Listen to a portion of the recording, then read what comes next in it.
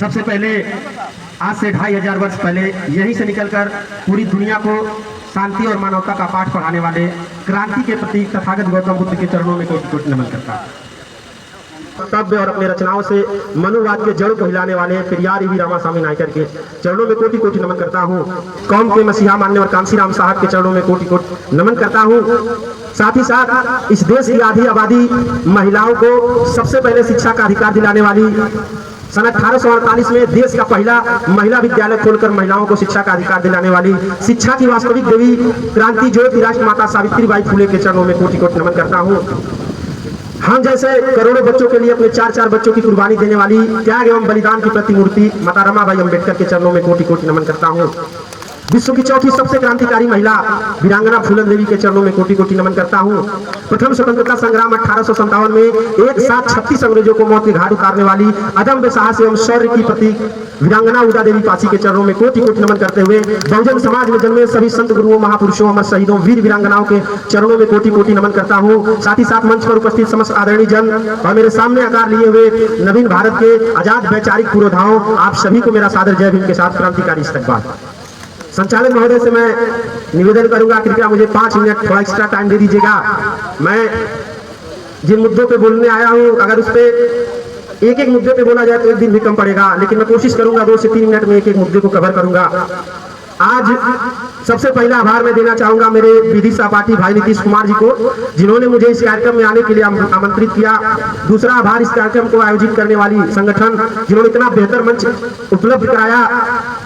हर जगह होता है, बहुत सारे वक्ता आते हैं, लेकिन कभी भी वो लोग आयोजकों का नाम नहीं लेते हैं। सबसे ज्यादा मेहनत और सबसे ज्यादा कोई बधाई का पात्र होता है एक आयोजक होता है, क्योंकि उसने इतना बेहतर आयोजन किया, तब जाकर के हम आके बोल रहे हैं और आप लोग हमें सुन रहे हैं। तो मैं सबसे आग्रह करूंगा आज के इस कार्यक्रम के आयोजक मंडली के लिए जोरदार तालियों से उनका अभिवादन करूंगा।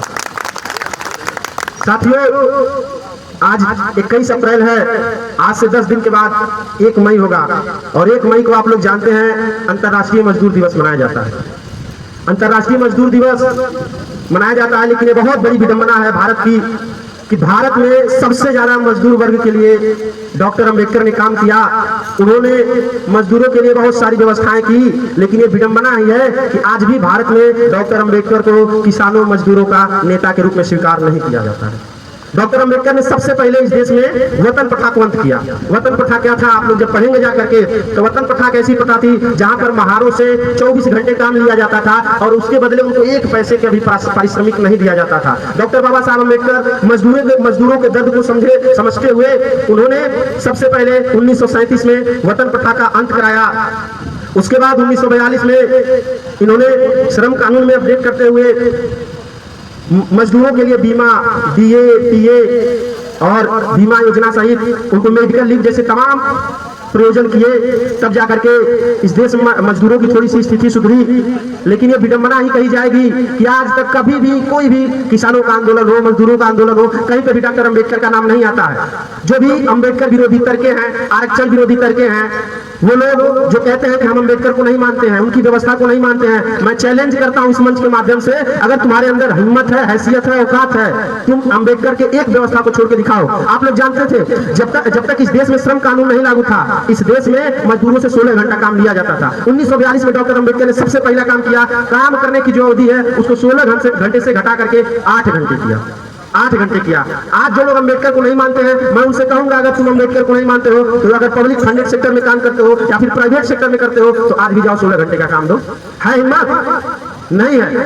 1943 में डॉक्टर बाबा साहब अंबेडकर का सबसे बड़ा काम ये होता है महिलाओं के लिए कि उन्होंने मैटरनिटी लीव का व्यवस्था कराया। आप सभी लोग जानते हैं हमारे घर में भी महिलाएं हैं, आपके घर में भी महिलाएं हैं, और महिलाओं को हर महीने एक विशेष प्रकार के दर्द से गुजरना पड़ता है और उसके दौरान भी उनको काम करना पड़ता था, उनको मैटरनिटी लीव नहीं मिलती थी। डॉक्टर बाबा साहब अंबेडकर ने 1943 में महिलाओं के लिए मैटरनिटी लीव का व्यवस्था किया, और उस दौरान जब उनको लीव मिलेगा तो एक दिन भी उनका वेतन नहीं कटेगा। इतना काम बाबा साहब ने मजदूरों के लिए किया। उसके बाद इस देश में आज भी आंदोलन चलते हैं फेमिनिज्म के, महिलावादी, नारीवादी आंदोलन चल रहा है भारत में, अपने चरम पराकाष्ठा पर है। लेकिन इस देश में सबसे पहले किसी ने महिलाओं के दर्द को समझा तो डॉक्टर अंबेडकर ने समझा। बाबा साहब की एक लाइन है, उसी लाइन से आप उनकी दूरदर्शिता का अंदाजा लगाइएगा। बाबा साहब ने कहा, मैं किसी समाज की उन्नति इस आधार पर मापता हूं कि उस समाज की महिलाओं ने कितना तरक्की किया।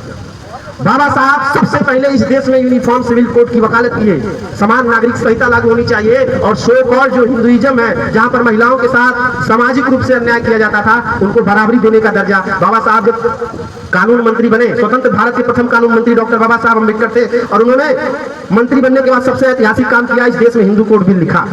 हिंदू कोड बिल क्या था? यही है कि आज हमारे घर की महिलाएं, चाहे आपके घर की महिलाएं, चाहे भारत में रहने वाली कोई भी महिला अगर पढ़ रही है, डॉक्टर, इंजीनियर, IAS, PCS, जज, कुछ भी बनने की सपना देख रही है तो केवल और केवल हिंदू कोड बिल और डॉक्टर अम्बेडकर की देन है।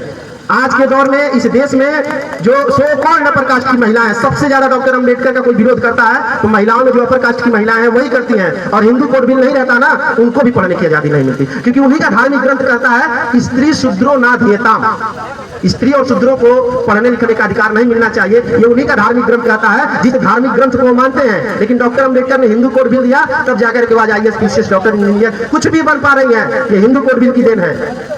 तुम सपना देखते हो कि हम भारत को हिंदू राष्ट्र बनाएंगे, तो मैं कह देता हूं इस मंच के माध्यम से, तुम्हारे बाप भी आ जाए तभी भारत को हिंदू राष्ट्र नहीं बना पाएंगे, क्योंकि संचालक महोदय का बार बार इशारा आ रहा, समय का अभाव है और मैं नियत कार्यक्रम से लेट पहुंचा हूं, इसलिए आप सभी से क्षमा मांगते हुए अंत में